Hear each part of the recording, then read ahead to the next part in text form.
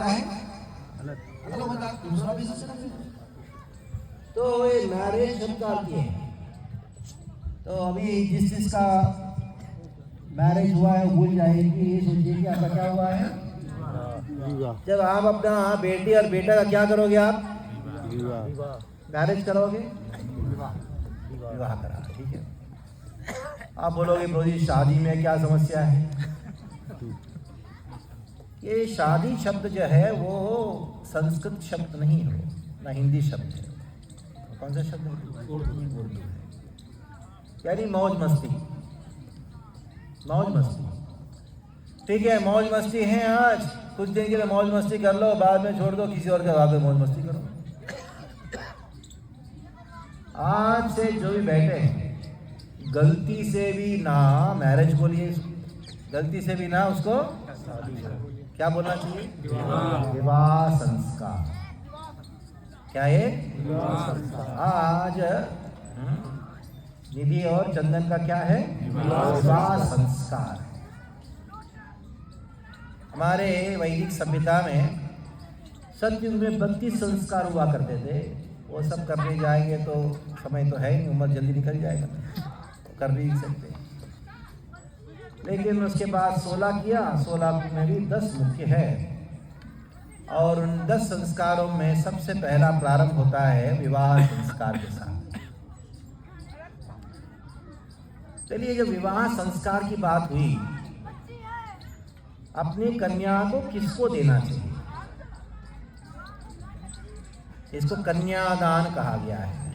निधि के जो माता पिता है वो बड़े भाग्यवान हैं, और उसे भाग्यवान निधि हैं क्योंकि उन्होंने योग्य व्यक्ति को अपनी कन्या को दान कर रहे हैं। तब प्रश्न आया, योग्य व्यक्ति कौन है। आप अपनी कन्या को दान किसको दे सकते हैं। शास्त्र कहता है कन्या का जो दान है वो एक ब्रह्मचारी को देना चाहिए। मैं एक बार कहा तो कुछ ब्रह्मचारी ने पूछा, ये क्या प्रभु जी। क्योंकि लोगों को ये बात मालूम नहीं है कि जैसे एक पुत्र का जन्म होता है 5, 6, 7 साल के बाद, उनका उपनयन करा के गुरुकुल में भेजा जाता है, और गुरुकुल में ब्रह्मचर्य जो पालन किया है वही व्यक्ति योग्य है कन्या को दान के रूप में स्वीकार करने के। और जो माता पिता है वो कन्या के ढूंढना चाहिए, ऐसा कौन ब्रह्मचारी हो जिसको मैं अपनी कन्या को दान दूं। बुरा मत मानिए, लेकिन सत्य है, शास्त्र जात कहता है। बैठिए ना प्रभु, क्यों एक बार बोलने से समझ नहीं आता आपको। बैठो, बैठ के सुनो, सब लोग बैठ जाइए। खड़े मत हो, क्या प्रॉब्लम, जाके बैठ जाओ। क्या प्रॉब्लम क्या है, खड़े हो। खड़े मतलब क्या, जल्दी बंद करो, चले जाओ, हम जा। तो कन्यादान सबसे बड़ा दान माना गया है। तो कन्या का दान किसको करना चाहिए, एक ब्रह्मचारी करना चाहिए। भागवतम में एक बड़ा सुंदर प्रसंग आता है। मनु महाराज, पूरा मानवता का, पूरा विश्व के राजा, ने अपनी पुत्री कौन है, मनु की पुत्री कौन है, देवहूति। वो आके किसको दान दिया, कर्दम ऋषि के। कितना बड़ा महल था, एक कुटिया भी नहीं तो पता नहीं क्या था। तो निधि के जो माता पिता है वो चाहते थे अपने कन्या को कोई बड़ा ऑफिसर को या कोई बड़े किसी को भी दान में दे सकते थे, लेकिन उन्होंने एक अच्छा काम किया, ब्रह्मचारी को चुना। क्योंकि ऐसा कहा गया शास्त्रों में, जो ब्रह्मचर्य पालन नहीं करता या ब्रह्मचारी आश्रम में नहीं रहा है, वो लड़का नहीं, वो एक कुत्ता है, वो एक जानवर है। और अपनी कन्याओं को जानवरों को क्यों देते हो, कुत्तों को क्यों देते हो। जिसने अपना जीवन में नियम पालन किया है, जल्दी उठा है, जप किया है, तप किया है, गुरु का सेवा किया है, वैसे जो जिसके इंद्रियां मन नियंत्रण में हो, जो शास्त्रों का अध्ययन किया हो, जो गुरु का सेवा किया हो, उसके पास शक्ति है आपकी कन्या को जीवन भर देखभाल करके खुश रखने की शक्ति। इसलिए मैं पहला सलाना देना चाहता हूँ, करना चाहता हूँ निधि के माता पिता जिन्होंने अपनी कन्या को चंदन को समर्पण कर रहे हैं, आज दान में दे रहे हैं। तो ये बड़ा महत्वपूर्ण कार्य है। कन्यादान एक संस्कार है।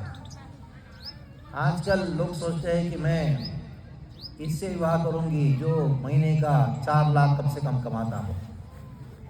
ठीक है, 4 लाख कमाने वाले से विवाह किया, बाद में पता लगा उसके पहले 2-4 गर्लफ्रेंड रह चुकी है। क्या करोगे आप? इसलिए संस्कार देखो, संस्कार महत्वपूर्ण है, एक संस्कार है। कल वैसे शिवरात्रि है। पार्वती कौन है? हिमालय की पुत्री है पार्वती, पर्वत राजा की पुत्री है। उनका पाणिग्रहण करने के लिए देवता लोग लाइन में खड़े थे, इतने बड़े बड़े राजा लोग लाइन में खड़े थे, लेकिन पार्वती ने तिरस्कार कर दिया। नहीं, ऐसे लोग जिनका मन इंद्रियां वश में नहीं है उनके साथ विवाह नहीं करूंगी। मैं करूंगी तो किससे करूंगी? भगवान श्री कृष्ण का भक्त से करूंगी, भले वो फकीर भी क्यों ना हो। कौन है वो? शिव जी। कम से कम कर्दम मुनि के पास एक कुटिया था, शिव जी के पास कुटिया भी नहीं है। लेकिन क्या है शिव जी के पास? और शिव जी को प्राप्त करने के लिए तपोवन में पार्वती ने इतना तपस्या किया। शिव जी के विरह में आज भी पार्वती का जो विरह ताप जो है तप्त कुंड के रूप में है। अब अगली बार बद्री जाओगे ना, जोशी मठ आता है, उधर से आप राइट साइड चेना की ओर जाओगे, उधर तपोवन आता है भविष्य बद्री के रास्ते में, वो पार्वती का तपस्थली है। तो शिव जी को प्राप्त करने के लिए तपस्या कर रहे थी, इतना शीतल जल में स्नान कर रही थी, लेकिन विरह था, भीतरा था, उनके बालों से जो चीटें निकली वो जहाँ जहाँ गिरा उधर शिव जी का विरह ताप को प्रकाशित करने वाले तप्त कुंड अभी भी है।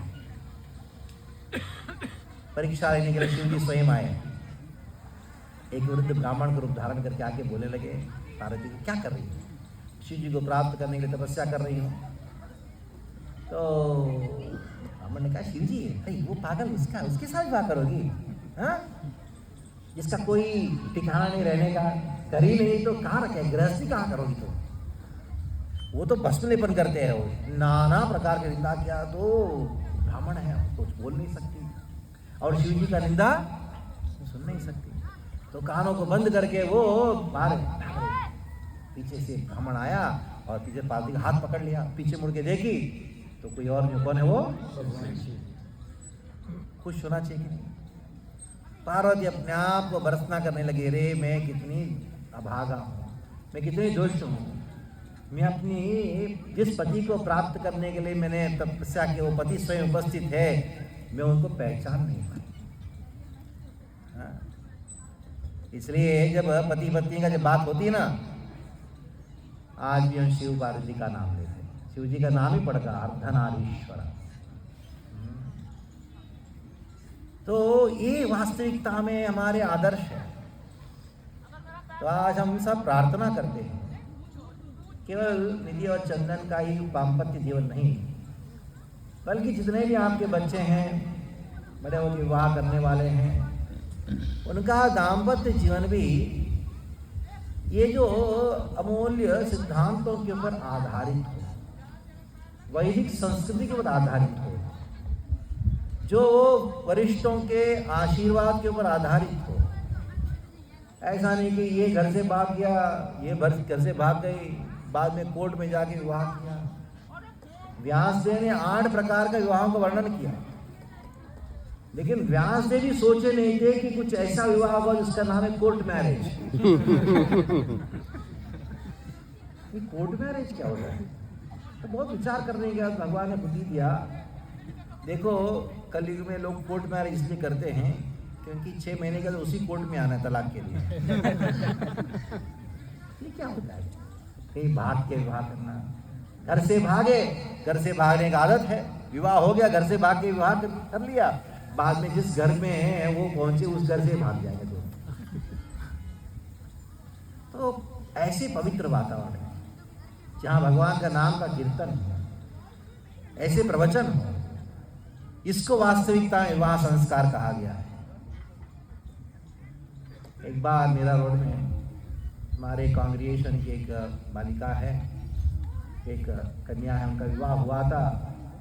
तो विवाह के प्रवचन हुआ, कीर्तन सब चल रहा था भक्तों का।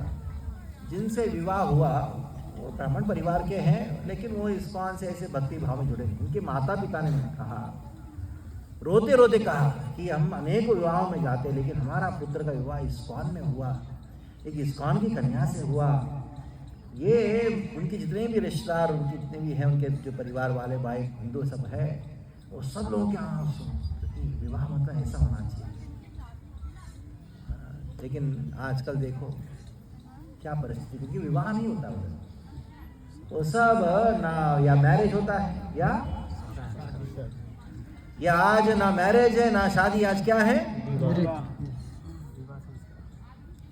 भगवान रामचंद्र का विवाह हुआ, दाम्पत्य जीवन बिता रहे 25 साल के समय में उनको जाना पड़ा, कहाँ? वनवास। चित्रकूट में कुछ समय के लिए रहे, और चित्रकूट में रहने के बाद उन्होंने देखा बहुत सारे ऋषि मुनिगण हैं। अभी भरत आया, घोड़ा हाथी सब सेना को लेके आया, तो पता लग गया सारे अयोध्यावासियों को हम चित्रकूट में हैं, तो हमसे मिलने बहुत लोग आएंगे। इधर के ऋषियों को बहुत समस्या आई करके रामचंद्र निर्णय लिए, कहाँ जाने की? अरण्य जाने की, दंडकारण्य को जाने की। तो चित्रकूट के नज़दीक में एक आश्रम है, सती अनुसुया, अत्रि अनुसुया का आश्रम है। अत्रि अनुसुया का दाम्पत्य जीवन अद्भुत है। तो रामचंद्र ने कहा सीता को, जब तक हमको वैसे वरिष्ठ साधुओं का आशीर्वाद नहीं मिलेगा तब तक वास्तविकता में दाम्पत्य जीवन अच्छा नहीं चलेगा। माना गृहस्थ जीवन, दाम्पत्य जीवन का अर्थ क्या है? अरण्य कांड। अरण्य कांड क्या है? दाम्पत्य जीवन। एक साधु और एक असुर, एक साधु एक असुर। वास्तविकता में एक जंगल है, आपको जंगल जाने की जरूरत ही नहीं है, आपका घर ही जंगल है, लेकिन उसमें रहना है। कैसे रह पाओगे? जब आपके पास एक ऐसे वस्त्र होगा जो सीता माँ को प्राप्त हुआ। कौन सा वस्त्र है वो? कभी वो मैला नहीं होगा। वो वस्त्र है क्या? यानी कितने भी संकट आएंगे आपको प्रभावित नहीं करेगा। वस्त्र कुछ और नहीं, वो आशीर्वाद है। किसका आशीर्वाद है? जो अत्रि अनुसुया। अत्रि मतलब क्या? अत्रि मतलब इधर 3 गुण। अत्रि मतलब जो अतीत हो चुके हैं, किससे? 3 गुणों से अतीत हो चुके हैं, वैसे भक्तों का आशीर्वाद। और दूसरा कौन है? अनसूया। अनसूया कौन? जिसके मन में असूया नामक कोई चीज है ही नहीं। सब जानते हैं स्त्रियां तो असूया का मूर्तिमान स्वरूप होती है, और उसको पोषण करने वाला स्थान यही है। फंक्शन होता है ना, मेरे पास ऐसा साड़ी, इसके पास नहीं, ऐसा मन में बहुत चलता उनका। लेकिन अनुसुईया देखो, उनका नाम ही अनुसुईया है। ऐसे जो महान दंपतियों का आशीर्वाद लेना सबसे पहला कर्तव्य। अगर आशीर्वाद आज प्राप्त होता है, दंपतियों का आशीर्वाद, साधु संतों का आशीर्वाद, जो वयोवृद्ध होते हैं, ज्ञानवृद्ध होते हैं, उनका आशीर्वाद आज जो प्राप्त करेंगे निधि और चंदन, वो आज का आशीर्वाद से उनका पूरा जीवन भर का कवच प्राप्त होता है। ऐसा नहीं कि विवाह हो गया चलो जाके हम खा के चले जाएंगे, आजकल ऐसे ही होता है। नहीं, जितने भी बैठे हैं इधर, जो भी वयोवृद्ध हैं या किसी भी तरीके से वृद्ध हैं, किसी भी तरीके से उनसे उम्र में बड़े हैं, ज्ञान में बड़े हैं, उन सबको आशीर्वाद दे के ही जाना है। और जो दंपति है, नए दंपति हैं, उनको आशीर्वाद लेना है। ये आशीर्वाद जो आज आप प्रदान करेंगे, जो आज आशीर्वाद जो लेंगे, ये आपका जीवन भर का कवच है, क्योंकि आसान नहीं है। दोनों साथ में रहना आसान नहीं, वो भी जीवन भर आसान काम नहीं। बहुत सारे संघर्ष आएंगे। कभी कभी मन में ऐसा आती, बस अभी बहुत हो गया, अभी इसके साथ जा रही हूँ। अब ये सोचता है कि बहुत हो गया, अभी बड़ा कितना अच्छा था, आश्रम में बढ़िया था। आएगा चंदन, मन में जरूर आएगा ये बात। जब चाहे तो सो जाता था, जब चाहे निकल जाता था। कोई कहीं जाता था तो कोई फोन ही नहीं आता था। अभी देखो कहीं भी जाओगे 10 बार फोन, कहाँ 10 बार फोन आएगा। ऐसा फील्डिंग करेगी पूछो मत। अभी क्या करें बताओ। तो उसको हजम करना पड़ेगा, सहन करना पड़ेगा। तब लोग क्यों करें? क्योंकि यही मोक्ष का साधन है।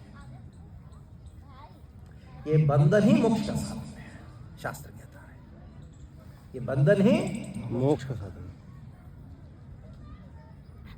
गीता में भगवान ने कहा है बात को, रागद्वेष मुक्तेस्तु विषयानिंद्रियश्चरान आत्मवश्येर विधेयात्मा प्रसादेन गच्छति।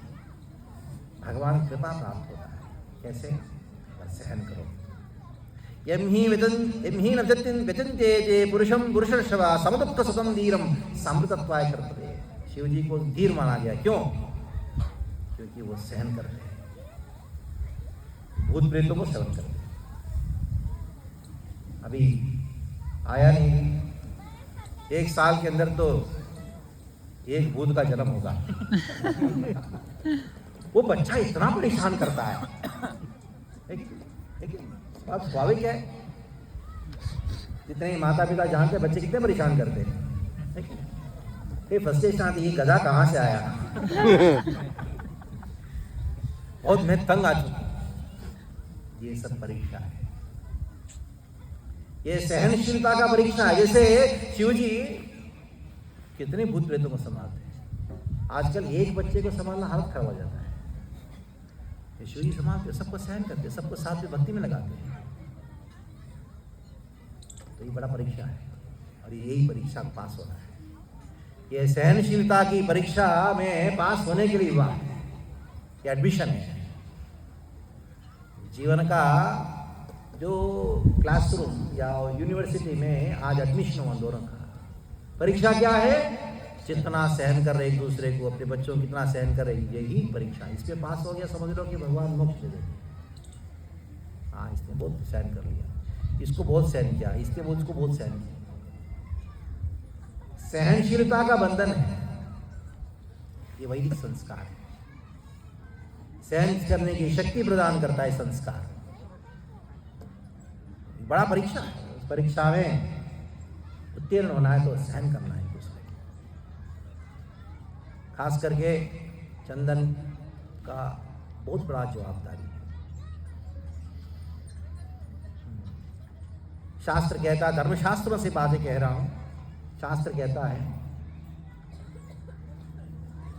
अगर पत्नी क्रोधित हो जाती है और वो क्रोध में कुछ अपशब्द बोल भी देती है, उसको पाप नहीं लगता। लेकिन उसको सुन के अगर पति क्रोधित हो जाता है, अपशब्द बोलता है, उसको पाप लगता है। इससे क्या पता लगता है?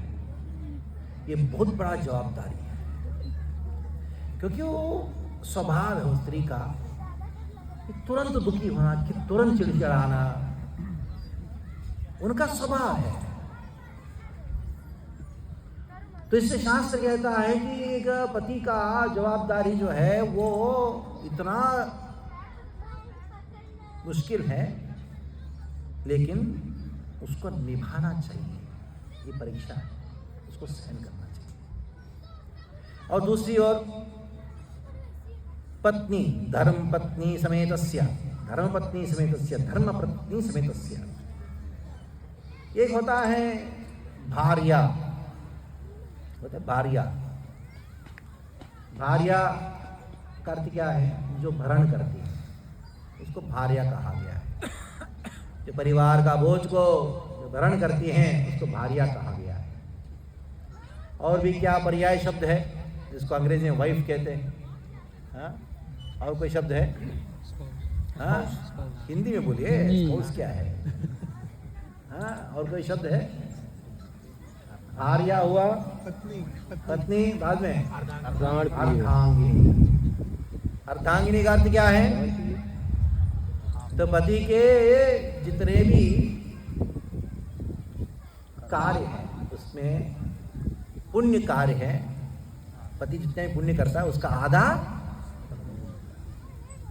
पत्नी को जाता है।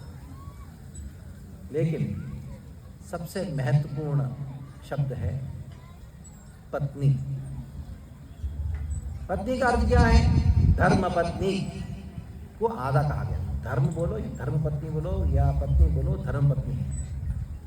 पति के धार्मिक कार्यों में सहयोग देना, उनका सेवा करना, यही एक जवाबदारी है। अगर मान लो कि पतिदेव धार्मिक कार्यों से थोड़ा सा इधर उधर हो रहे, उनको कैसे वापस लेके आना है धार्मिक कार्यों में, ये जवाबदारी बनती है।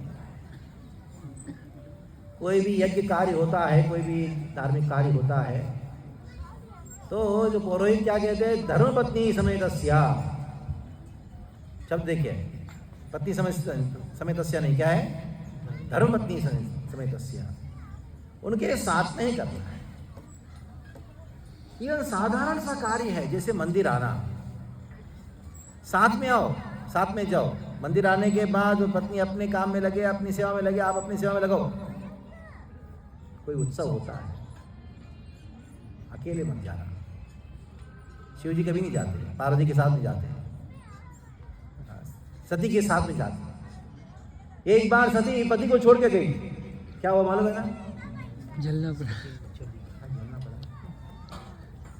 भले सेवा अपने आप ना हो सकता है, धार्मिक कार्यों में साथ, ये बहुत महत्वपूर्ण। छोटे छोटे बातें हैं, लेकिन जीवन भर जो है वो सुख प्रदान करने की बातें। चैतन्य महाप्रभु के जो संगीगण हैं, उनमें से जो विरक्त कितने थे? षड गोस्वामी और स्वरूप दामोदर, परमानंदपुरी, ब्रह्मानंद भारती, गिने चुने बस। प्राय कौन थे? और चैतन्य महाप्रभु दर्शन करने के लिए कहाँ से? बंगाल से चल के आते थे, साथ में परिवार के साथ में आए।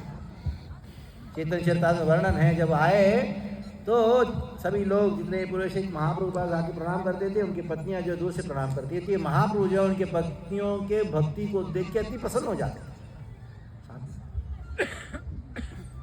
तो ये बहुत महत्वपूर्ण है, ये जवाबदारी है। पतिदेव काम करे ना काम करे वो अलग बात है, लेकिन सहन करना बहुत जरूरी है।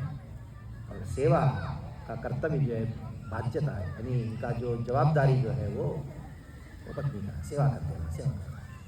धार्मिक कार्य में सहयोग दे, खूब सहयोग दे। जितना सहयोग दोगी उतनी शक्ति प्राप्त होगी। इसके बाद आखिरी बात कह के समाप्त करना चाहता हूँ। आजकल एक बीमारी हो गया है।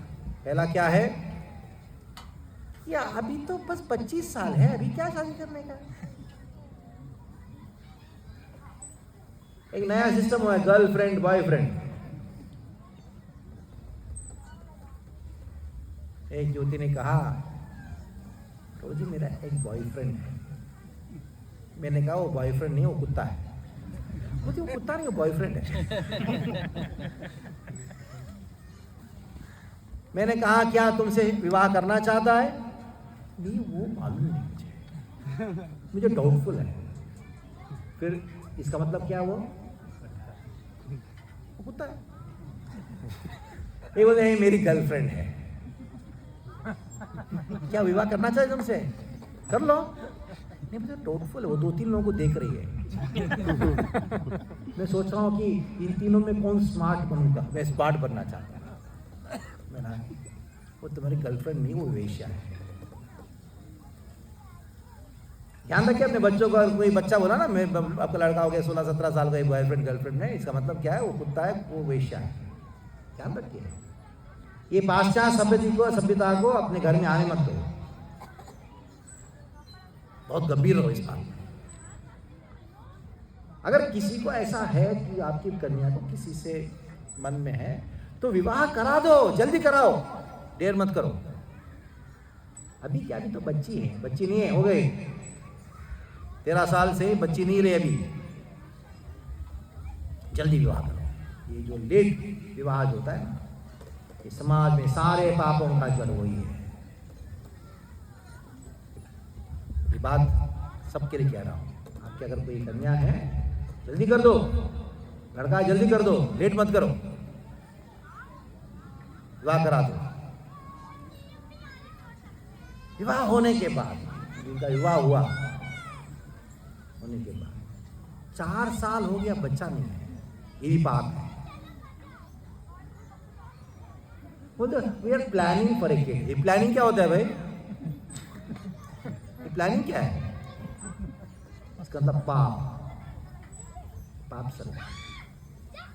विवाह हुआ 1 साल में बच्चा होना चाहिए, आधा डजन होने से कोई प्रॉब्लम नहीं है। ऐसे एक ब्रह्मचारी था, वो बहुत साल पहले की बात है, उन्होंने आके कहा आशीर्वाद दीजिए प्रभु जी, मैं विवाह कर रहा हूँ।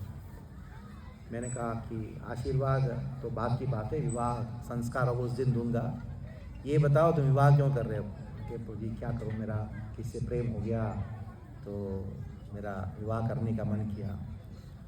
कि मैं परमिशन चाहिए, तो मैंने कहा परमिशन है लेकिन ये कंडीशन है, कम से कम आधा डजन बच्चे होना चाहिए। कुछ माता बोलो ऐसा। आपकी दादी, आपके दादा के कितने भाई बहन थे? कितने थे बोलो? 4-5 तो मिनिमम है कि नहीं? आधा डजन तो था लेकिन 4-5 तो मिनिमम थे, है कि नहीं? उनको कोई समस्या नहीं आया, आपको क्यों समस्या है? से बच्चे होना चाहिए। आधा डजन बोल दिया, कम से कम उसमें 4 तो कर लो कम से कम। कोई प्रॉब्लम नहीं है। सारे प्रॉब्लम यही है क्योंकि आपके बच्चे नहीं है। जैसे कोई बगीचा है, बगीचा मतलब क्या है? बहुत सारे वृक्ष तो ही बगीचा कहा जाता है। एक वृक्ष है तो बगीचा का हो गया क्या? गार्डन का हो गया?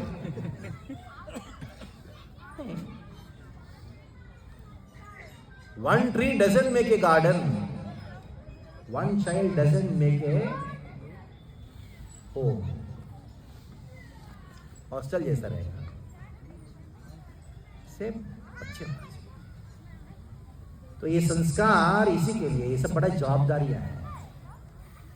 तो आज पूरा साधु समाज, प्रेमी ग्रह समाज है, निधि और चंदन को खूब आशीर्वाद देंगे कि आप अच्छा दाम्पत्य जीवन व्यतीत करो, और आपका जो सपना है आज का जो आशीर्वाद से पूरा होगा। आज जो आशीर्वाद देंगे वरिष्ठ लोग वो फलेगा, क्योंकि यज्ञ है, स्वयं अग्निदेव है, मंदिर है, राधा माधव और निताई गौर सुंदर और जानकी राम, जानकी वल्लभ, गंगा का तट ही है, और कालिया नृत्य कर रहे हैं भगवान इधर। वैष्णव के सानिध्य में से पवित्र वातावरण में विवाह संस्कार हो रहा है। तो स्वयं भगवान उपस्थित हैं यज्ञ मंत्रों के द्वारा। तो आज आशीर्वाद जितना प्राप्त करना है बटोर लो, प्राप्त करो। तो यजमानस्य कामान, जो भी कामना है वो पूरा होगा। जो कामनाएं भगवत संबंध में है, क्योंकि भक्त है, भगवत संबंध में कामना है। खास करके चंदन मुझे एक बार कह रहा था कि मुझे कम्युनिटी डेवलप करना है, करो, ये बहुत ज़रूरी है। क्योंकि अभी इस्कॉन में बहुत सारे भक्त हैं, कहीं एक अपार्टमेंट रहता है, कहीं इधर रहता है, कहीं इधर रहता है, कहीं इधर रहता है, कि उसके बाजू वाला फ्लैट में कोई मांस पका रहा है, कोई म्यूज़िक बजा रहा है। कितना तकलीफ होता है जब करने में भी, बदबू आता है। मुंबई में तो ऐसी बहुत ख़राब हालत है, कोई चिल्लम चली कर रहा है, कोई चीख चाक कर रहा है। तो एक ऐसी जगह हो जहाँ सारे भक्त एकत्रित होकर रह सके और सत्संग हो सके, वो भी आश्रम। देखिए, ब्रह्मचारी मत बनो, गृहस्थ मत बनो, वानप्रस्थ मत बनो, सन्यासी मत बनो। रहो ब्रह्मचर्य आश्रम में रहो, गृहस्थ आश्रम में रहो, वानप्रस्थ आश्रम में रहो, और सन्यास आश्रम। ये चारों में कॉमन क्या है? शब्द क्या है? आश्रम। तो कोई अंतर नहीं है। इसलिए महाप्रभु ने कहा, नाहम विप्रो न च नरपति न वैश्यो न शूद्रो नाहम वर्णी न गर्भवती न वनस्तो यतिर्वा। तो सन्यास क्यों ग्रहण किया? चैतन्य महाप्रभु ने कहा, मैं सन्यासी नहीं हूँ। सन्यास क्यों ग्रहण किया? कहा, मैं सन्यासी नहीं, लेकिन सन्यास आश्रम में हूँ। तो आज गृहस्थ नहीं बन रहे हैं, कहाँ प्रवेश कर रहे हैं? गृहस्थ आश्रम में प्रवेश कर रहे हैं।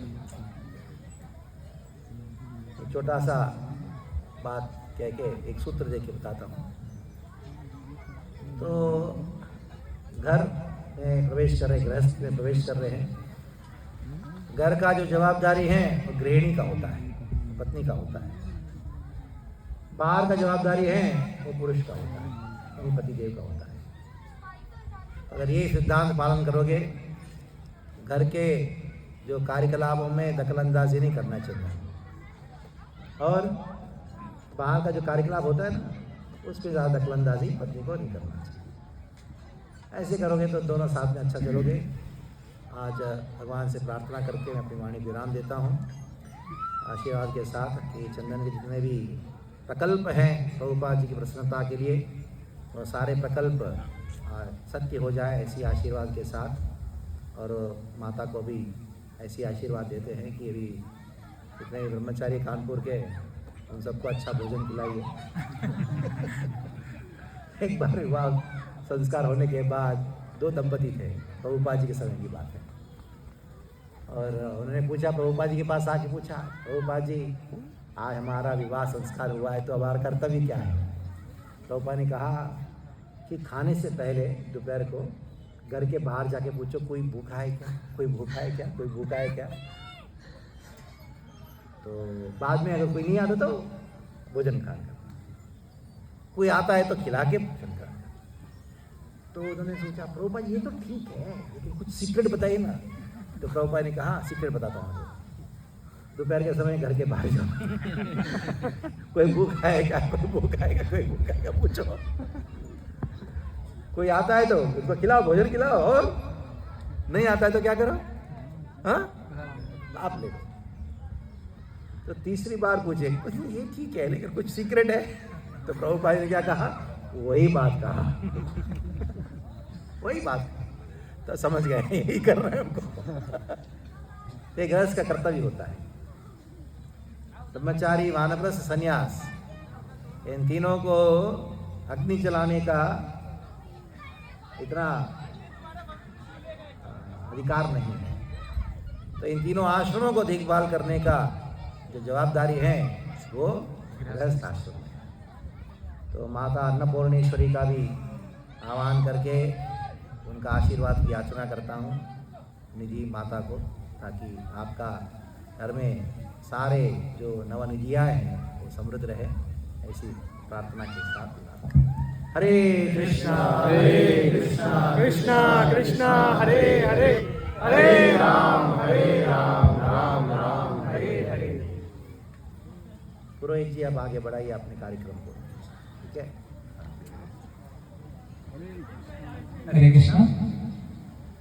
तो हम सभी भक्ति पद्म प्रचारक महाराज जी का बहुत बहुत धन्यवाद देना चाहेंगे कि उन्होंने बहुत सुंदर रूप से हमें गृहस्थाश्रम का कर्तव्य और विवाह संस्कार का महत्व क्या है वो समझाया।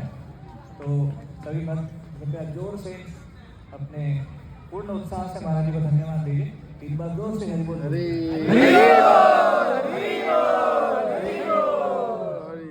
बोल के बहुत सारे मतलब होते हैं। हरे कृष्ण महामंत्र बोलो।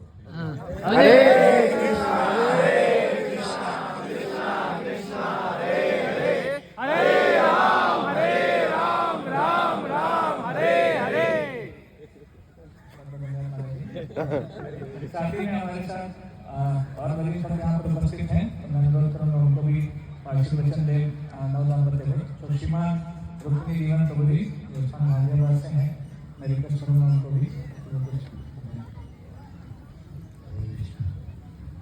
खड़े होके बोलिए, देखिए बैठ जाए।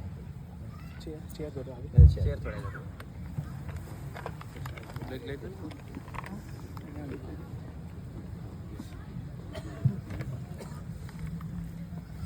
ओम ज्ञान ज्ञान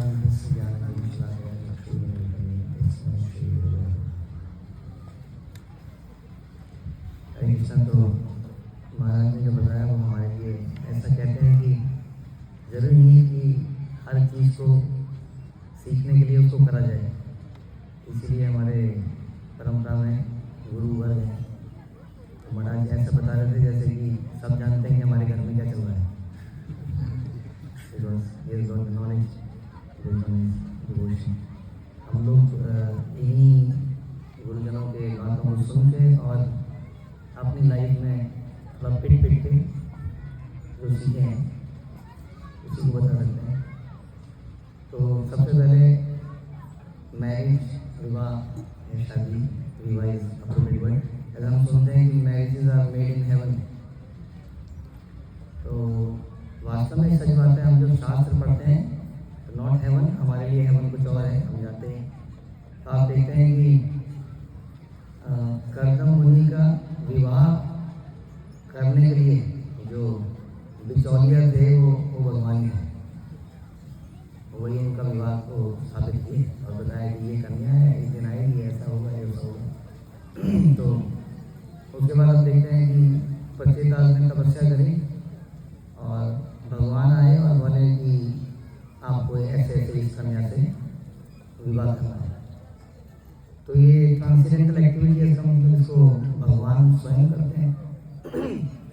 श्रील प्रभुपाद ने जब इसको किया तो कई लोगों ने उस पर आरोप लगाया, लेकिन प्रभुपाद बोलते हैं अगर प्रभुपाद ने किया तो वही किया जो भगवान ने किया, और प्रभुपाद ने जो किया वही डिवोशनल एक्टिविटी है। और इसीलिए आज भी हम देख रहे हैं कि महाराज स्वयं यहाँ पर हैं इस विवाह उत्सव और सबको आशीर्वाद दे रहे हैं।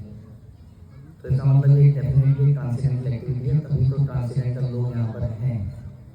तो विवाह कोई एंजॉयमेंट की एक्टिविटी नहीं है, जैसे महाराज ने बताया। एक दिव्य वस्तु है, एक संबंध है जिसको भगवान के लिए हमें बनाना है।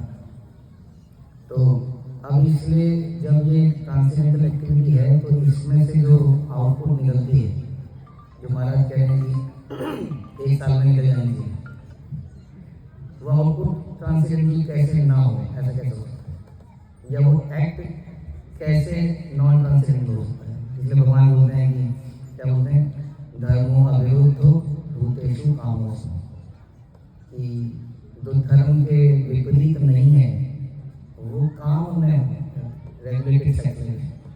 तो रेगुलेटेड सेक्सुअलिटी क्या है, इस डिवोशनल एक्टिविटी। जब कार्य ही पायस है तो उसका आउटपुट भी पायस होना चाहिए या भक्तिमय होना चाहिए। तो इसलिए ये दिव्य कार्य है यदि भगवान की प्रसन्नता के लिए किया जाए। और प्रभुपाद अक्सर कहते थे कि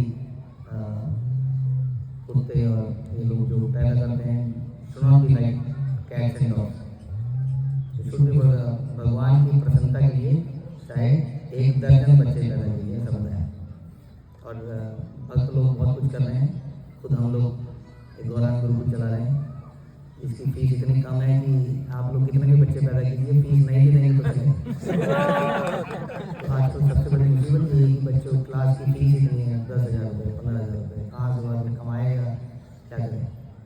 तो उसके लिए हम व्यवस्था कर रहे हैं, आगे आने वाले समय में और ऐसे गुरुकुल खुलते चले जाएंगे, तो आप बच्चे पैदा कीजिए, नो प्रॉब्लम। 1 साल में पहला एडमिशन हो जाएगा। कानपुर में खोलिएगा। तो उसके बाद जैसे महाराज ने बताया ये आश्रम है, तो आश्रम में हम एंटर करते हैं। अब आप आश्रम जनरली हम कहीं जाते हैं तो हम आश्रम बुक करते हैं, कुछ जगह हम होटल बुक करते हैं। जो ऑथेंटिक ज़माने में आश्रम हुआ करते थे, आजकल होटलों का नाम भी आश्रम होता है, धर्मशाला होता है। लेकिन आप देखेंगे कि आश्रम और होटल में अंतर होता है कि वहाँ पर होटल में आपको टीवी मिलेगा कमरे में, स्विमिंग पूल होगा, बहुत कुछ फैसिलिटीज होंगी। और आश्रम जनरली एक कमरा होगा, जनरली उसमें भगवान की एक फोटो लगी होगी, बस सोने की व्यवस्था है, कहीं पर गर्म पानी है, कहीं पर गर्म पानी नहीं है। तो आश्रम इसका मतलब जहाँ पर हम शेल्टर प्राप्त करते हैं, वो शेल्टर केवल एक छत नहीं है, क्योंकि छत तो होटल में ही मिलती है, उसका पर्पज़ कुछ और है, भगवान की सेवा है, इसलिए वहाँ पर इस तरह का माहौल है। तो हम भी जब उस आश्रम में एंटर कर रहे हैं तो इसी विचार से कर रहे हैं कि हम लोग यहाँ पर भगवान की सेवा करने आए हैं। तो इसका मतलब क्या ये हुआ कि गृहस्थ के पास कार नहीं होना चाहिए, घर में कुछ नहीं होना चाहिए। अब यहाँ पर दूसरा विषय आता है कि कैसे हर वस्तु को भगवान की सेवा में लगाएं। इसलिए महाराज ने बोला कि पहले ब्रह्मचारी बनना पड़ेगा, तभी गृहस्थ बन पाएंगे। क्योंकि ब्रह्मचारी में पहले हमें वैराग्य सीखेंगे हम कि how to be detach from everything, और फिर हम सीखेंगे कैसे युक्त वैराग्य करा जाए।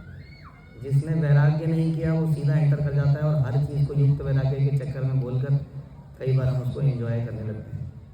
प्रभुपाद कहते थे कि marriage is not a license to enjoy, marriage का पर्पज कुछ और है। तो इसलिए इस आश्रम में जब आए तो इस आश्रम में बहुत सारी वस्तुएं हमें प्राप्त होंगी। हमें परिवार के जन मिलेंगे, बहुत सारे फैमिली मेम्बर्स जुड़ जाएंगे, ऐड जाएंगे। उसके बाद कई सारे कपड़े मिलेंगे, धन मिलेगा, पुत्र पुत्रियाँ मिलेंगी। इन सबको भगवान की सेवा में कैसे लगाया जाए उसकी व्यवस्था इस्कॉन में निरंतर हर जगह पर ऐसी ट्रेनिंग्स हो रही हैं कि कैसे how to dovetail everything in the service of Krishna, तो वो हमें करना है। उसके बाद एक गृहस्थ आश्रम, कई बार लोग इससे डरते हैं, और ख़ासतौर पर जब यूथ फोरम से निकल कर गृहस्थ आश्रम में जाते हैं तो उसी मूड में चले जाते हैं जिस मूड में वो यूथ फोरम में थे। पता नहीं शादी क्यों करते हैं, ये समझ में आया। शादी करते नहीं हैं लेकिन उस तरीके को माया समझते हैं। अभी हमने डिस्कस किया है तो ट्रांसेंडेंटल एक्टिविटी है, तो ये माया कैसे हो सकती है? माया स्त्री में नहीं है, माया तो मेरे हृदय में है, उस स्त्री में नहीं है वास्तव में। तो उस मूड में कई बार हम आ जाते हैं कि ये सब कुछ माया है, ये सब कुछ माया है। तो हमें यही समझना है कि गृहस्थ आश्रम is a wonderful opportunity to make ourself humble. Either या तो हम खुद से हम्बल बने, नहीं तो हमें परिस्थितियाँ हम्बल बना देंगी। ह्यूमिलिटी बाई ह्यूमिलेशन इसको, जैसे महाराज कह रहे हैं कि सहन करो, सहन करो, सहन करो। तो यही तो है ताम तितिक्षस्व बाल, शुरू में ही मान रहे हैं, पहले सहन करना सीखो तभी नॉलेज आएगी। तो इसलिए गृहस्थ आश्रम बहुत बढ़िया है, क्योंकि जो भी है घर में जो भी समस्याएं आएंगी निरंतर आती हैं। इतने हम कहते हैं कि हम अपने मन बुद्धि अहंकार को नहीं सहन कर पा रहे, नहीं मैनेज कर पा रहे, एक और मन बुद्धि अहंकार हमारे साथ जुड़ जाता है, और फिर उससे जो चलता है, आप जो ग्रस्त हैं वो अच्छा एक्सपीरियंस बता सकते हैं इस बारे में कि सब कुछ हमारे हिसाब से चलता नहीं है। यहाँ पर हम सोचेंगे कि आप जब घर जाओगे तो आपको प्रसाद मिलेगा, लेकिन मिलेगा नहीं मिलेगा तो भगवान दाने दाने पर लिखा है खाने वाले का। तो वो सारी परिस्थितियाँ तो अब सामने आएंगी, ऐसा लगता है कि बहुत आनंद है। तो ह्यूमिलिटी बाई ह्यूमिलेशन कह सकते हैं, या सहनशीलता से जब जीवन के कष्टों को हम इस प्रकार से सहन करेंगे, साथ में मिलकर कई सारी समस्याएं आएंगी, बच्चे होंगे, उनकी पढ़ाई है, बीमारियां हैं, उसके रहते रहते हम जब भक्ति करेंगे। एक और हम देखते हैं कि आजकल के जो गृहस्थ हैं कई बार इस तरह से देखते हैं कि हमें तो जप करना है, हम जप कर रहे हैं, जब में डिस्टर्बेंस ना हो इसलिए बच्चे को मोबाइल पकड़ा लो। हम कथा में हैं इसलिए बच्चे को मिक्की माउस में जंपिंग कराने के लिए व्यवस्था है, बच्चों को सब लोग झूलों पे मिक्की माउस में चढ़ा दी ताकि हम आराम से कथा सुन पाएँ। कौमारम आचरित प्रज्ञा, ऐसा तो हमने सुना। कब हम बच्चे को लगाएंगे? बड़े होने के बाद लगाएंगे। तो लेकिन फिर उससे क्या करना पड़ेगा? किसी को सेक्रीफाइस करना पड़ेगा। माना हस्बैंड सुन रहा है और पत्नी वहाँ लेके बैठी है, और अगले लेक्चर में पत्नी सुन रही है और हस्बैंड वहाँ बच्चे को लेके बैठा है, ये करने की आवश्यकता है। इससे आपका श्रवण कम हो सकता है आप 64 माला ना कर पाए, 16 ही कर लीजिए, लेकिन कम से कम संतान को कृष्ण भावनामृत में पालिए। ये भी एक प्रकार का बलिदान है और ये हम सीख सकते हैं इस आश्रम से, और भगवान उसी से प्रसन्न होंगे यदि हम उस आश्रम को अच्छे से करेंगे। तो गृहस्थ आश्रम बहुत अच्छी अपॉर्चुनिटी है अपने आप को प्यूरीफाई करने के लिए, और ये एग्जाम्पल समाज में सेट करने के लिए कि ऐसा नहीं है कि केवल सन्यासी और ब्रह्मचारी ही भक्ति कर सकते हैं, गृहस्थ भी सारी जिम्मेदारियों को निभाते हुए भक्ति कर सकते हैं। ये I hope and I pray कि चंदन प्रभु और नेहा माता जी इस बात को साबित करेंगे कि कैसे गृहस्थ इस बात को साबित, निधि माता जी कैसे भक्त लोग समाज में रहते हुए सारे काम करते हुए भक्ति के कार्य सुचारू रूप से कर सकते हैं। यही मैं भगवान से प्रार्थना करता हूँ। हरे कृष्ण। बहुत बहुत धन्यवाद प्रभु जी, आपने सुंदर रूप से आश्रम का प्रैक्टिकल एक्सपीरियंस और महत्व बताया।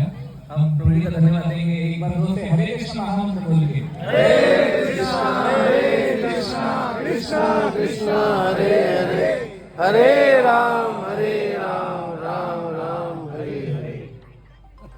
तो आखिर में हम लोग विशेष रूप से श्रीमान प्रेरणा जी को अनुरोध करते हैं कि वो भी नवदंपति को आशीर्वचन प्रदान करें।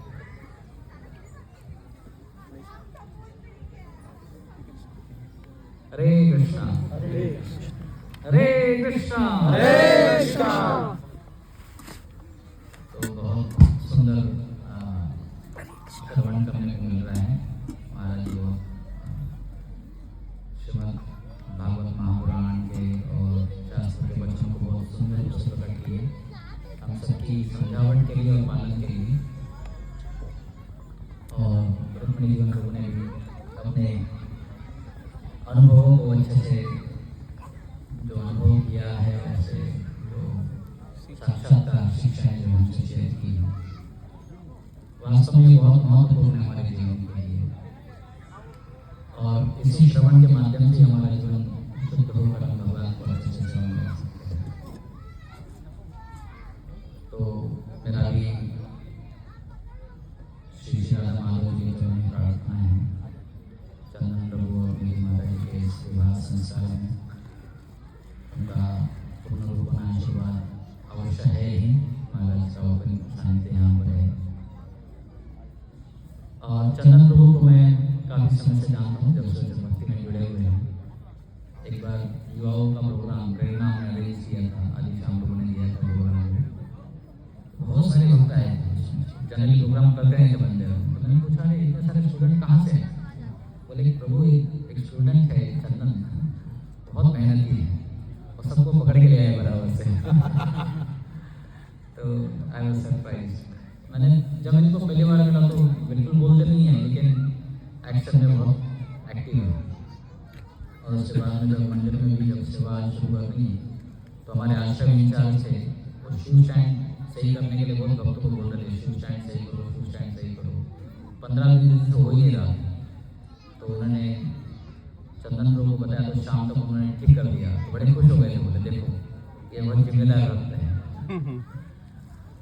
तो किचन में भी सेवा की है बहुत, परचेसिंग वगैरह बहुत सिस्टम सही बनाए। और उसके बाद में मेरे मन में आ रहा था कि प्रभु जी बहुत बोलते हैं बुक कीर्तन बहुत अच्छा होना चाहिए, हम कर रहे थे। बुक कीर्तन मतलब हमारा ऐसा था कि बहुत ही कम होता था। एक बार परम पूज्य गोपाल कृष्ण गोस्वामी महाराज आए और भगवान का दर्शन करने के बाद चरणामृत के पास जा रहे थे, मैं लेके जा रहा था महाराज, कितने बुक कीर्तन के बोले लास्ट ईयर। तो महाराज शुरुआत हुई, मैं बोला महाराज 2000। तो सामने दुनिया जी मिले महाराज, बोले 1000 का स्पॉन्सर करो। बोला ठीक है महाराज, तुरंत कर देते हैं। तो महाराज जी ने बोला, फिर महाराज बोले कि कुछ करो, ग्रंथ कीर्तन अच्छा होना चाहिए। तो मैं चिंतन कर रहा था कैसे ग्रंथ कीर्तन अच्छे से हो सकते हैं। और मैं एक बार चंदन प्रभु को बुलाया, प्रभु थोड़ा ग्रंथ कीर्तन का अच्छा सेट करना चाहिए। प्रभु जी क्या बात है, मैंने कल ही प्रभुपाद जी को प्रार्थना कर रहा था कि मुझे कुछ तो अच्छा सेवा मिलना चाहिए और आप मुझे आप सेवा दे रहे हैं। तब से उन्होंने संकीर्तन जो ग्रंथ दिया है डिपार्टमेंट, मतलब मैंने तो कभी अपेक्षा नहीं की। पहले बार हमने कुछ 15,000, 20,000, 25,000 तक गए थे। तो अगली बार मुझे टारगेट देना था ICC में, तो पूछा चंदन को कितना देना चाहिए, बोले ब्रो 1 लाख बोलिए। क्या बोला?